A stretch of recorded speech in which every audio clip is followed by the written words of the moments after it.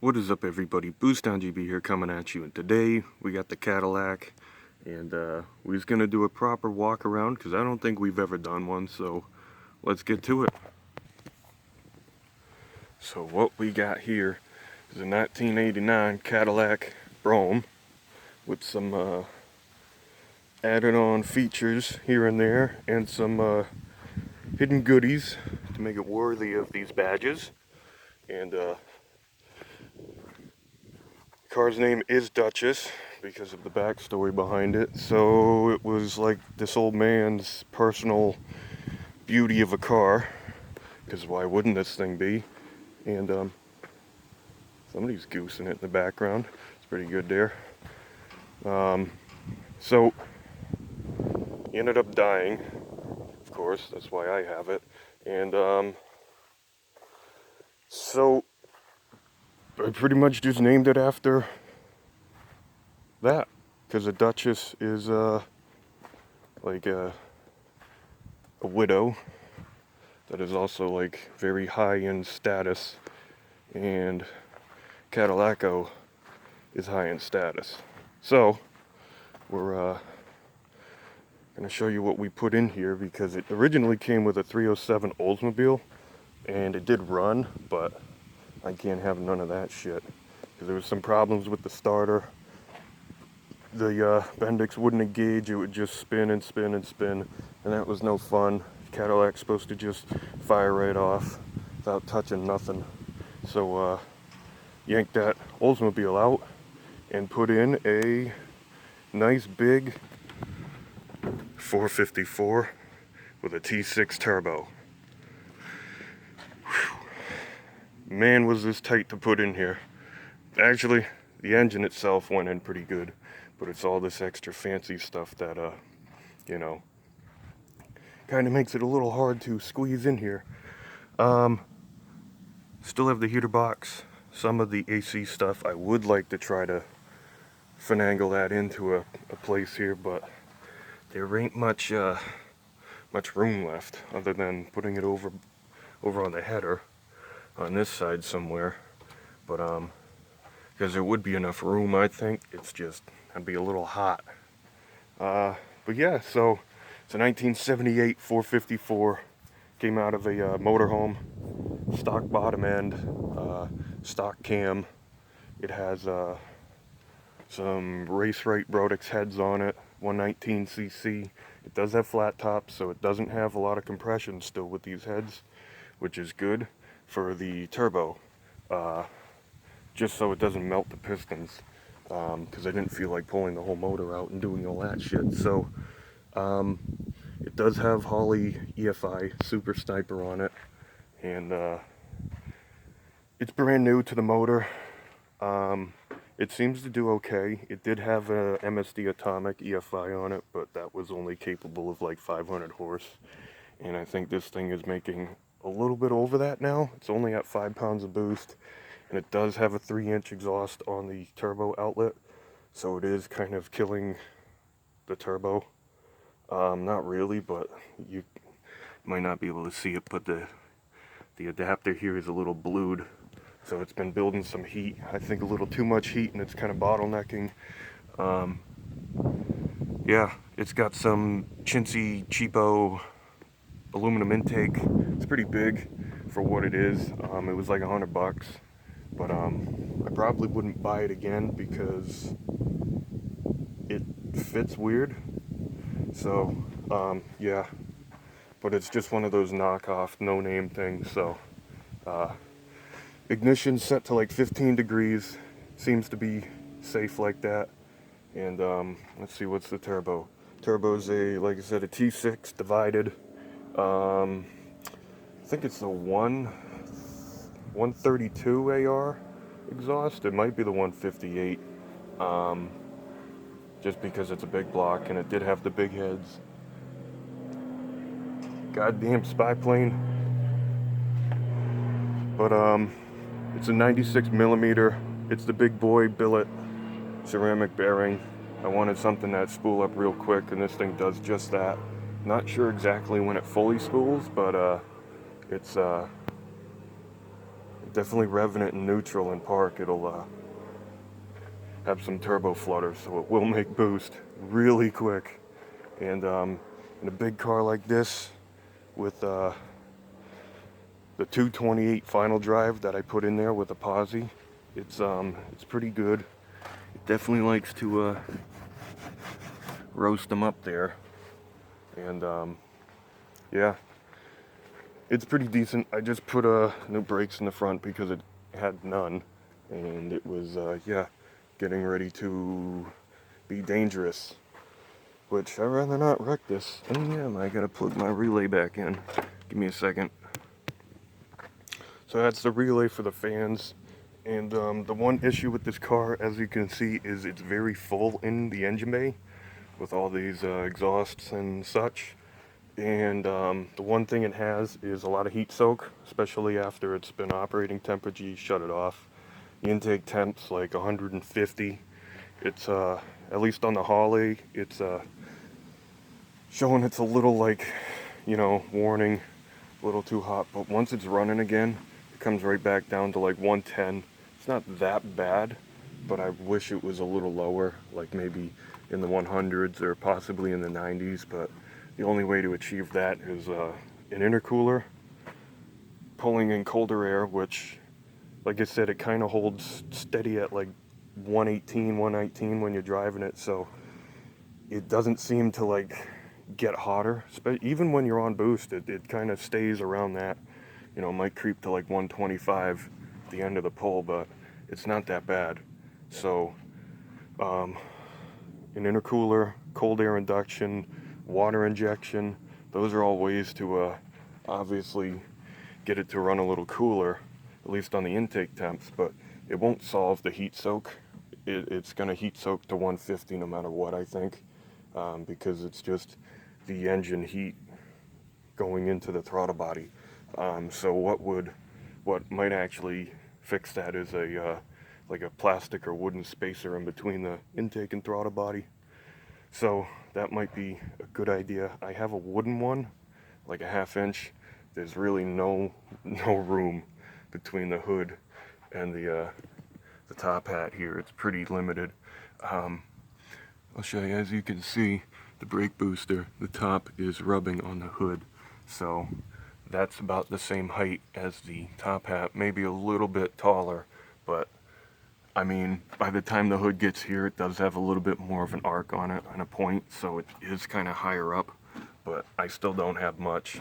I'd have to shave this bolt down almost flush with that wing nut, and possibly even put in just a bolt so it doesn't have a head on it. You know, it's very short, and you know, I gotta watch out for this hose here and all that, and then this is gonna get moved. But I do have room and clearance, because I did look underneath the car with the hood closed with a flashlight, and it looks like there's about an inch here. So if there's an inch here, there's gonna be an inch back there. So I could at least go up a little bit, but then you got like engine flex and such. You don't want that to pick up and put a nice dent in the hood. Even though the brakes are already dented the hood, it's not that bad. What else we got? I mean, it's a fairly stock car. Everything is 100% original, basically, other than the Hydro Boost that came out of a 1-ton GMC. You do have to modify some shit, and it's got a 86 Grand Prix brake booster on it, or brake reservoir, whatever you want to call it, master cylinder. So you got that, which you have to modify. You got to mill down the hub to fit in the Hydro Boost. So it's kind of danger, because modification to brake system, and it leaks like a bastard, but it has yet to fail, so I don't give a shit. It doesn't leak. Well, it leaks like a bastard, like I just said, but it doesn't seem to like ever lose fluid, so I don't know what that is. It's probably power steering, which is also from a 1-ton, which that's actually empty, so I'm guessing it's the power steering side that leaks. So it's completely safe, because you don't need power steering, and that might be why this thing kind of steered hard today. So it's got a turbo 350 transmission that's out of a 1978 El Camino, came with a 267 engine, so it's probably the worst transmission to ever put behind a big block, but so far it's been doing okay.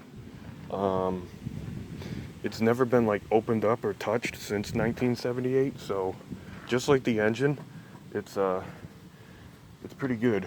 So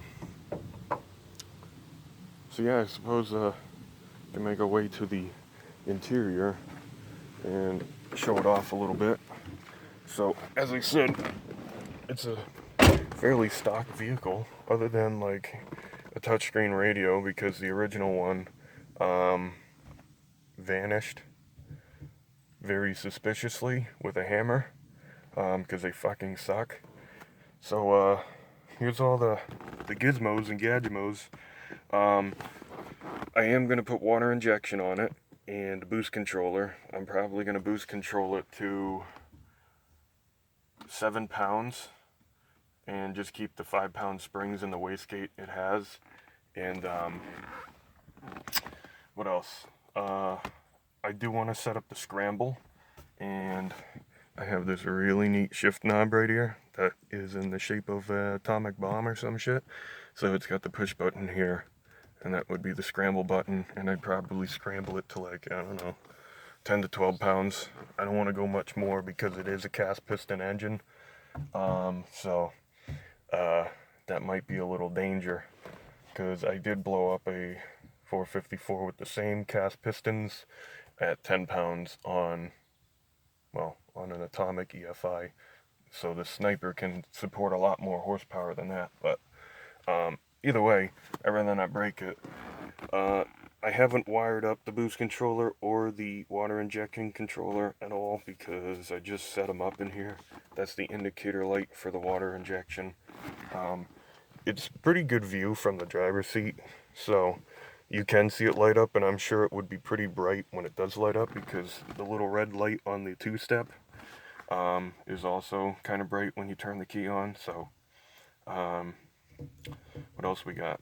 Yeah, this little box I made for everything, just because you got like that broken little OBD port that I ended up just putting on there, stuff like that. It was supposed to be like the main hub for all the controllers and such, so if anything you can unplug it all and take it out if you don't want it in there, because it's not actually like mounted, it's just set on there. It seems to like be fairly solid, so it won't move. So I mean, it looks like it will, but doesn't seem to. So I guess now, before this video gets to be like 8 million years long, suppose we will fire it up and let you hear the nice turbo motor.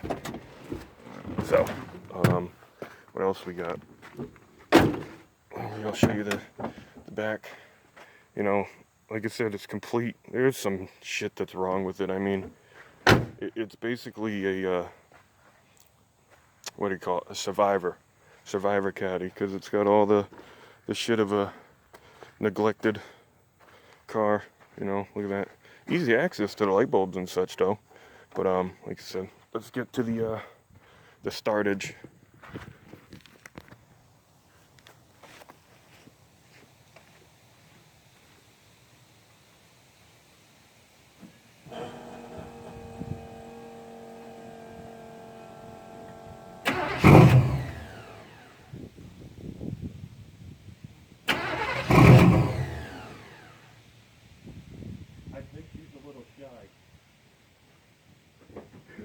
Time it doesn't actually fire up.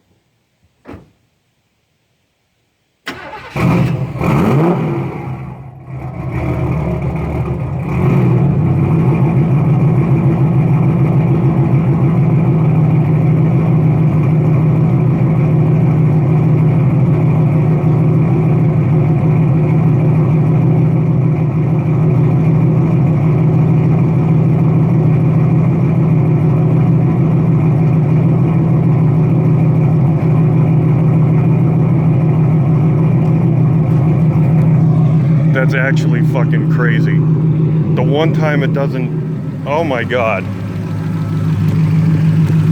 That's, I don't even, guess you don't like being filmed. got a little noisy on the valve train. It does have roller rockers, 1.7 degree. So it's got a little bit more cam than stock. So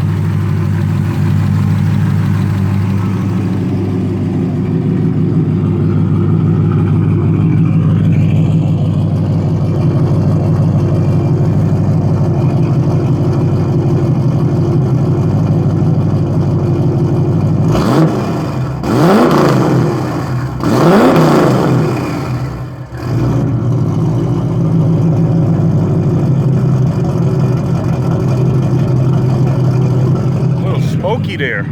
I knew it was rich. It's also cold.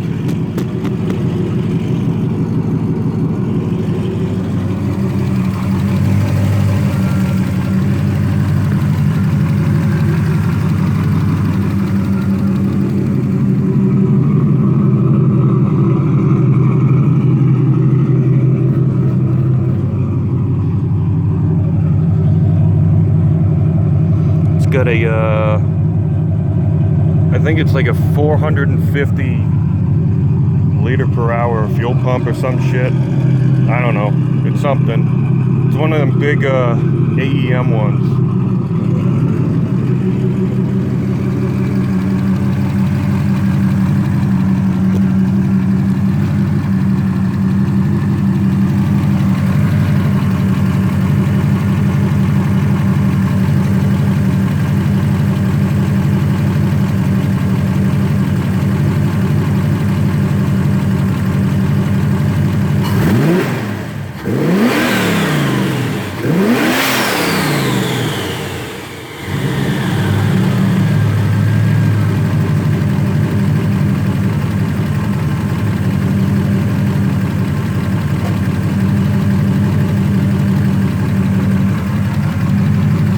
Not bad for a little RV motor.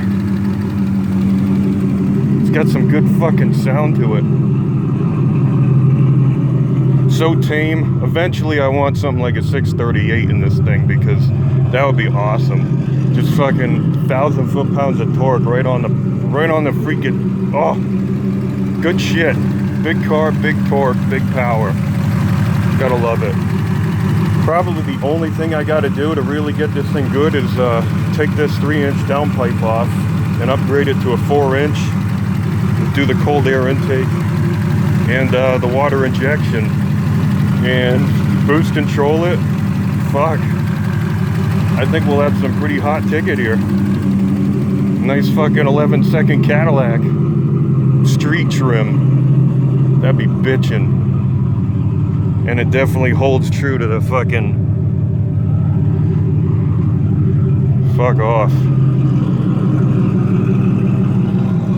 Some good shit right there.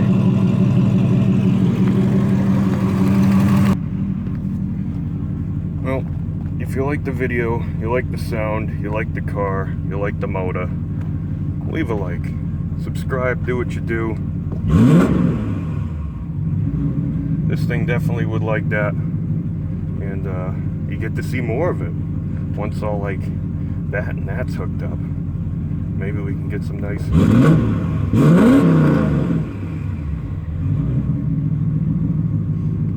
freaking rompage going.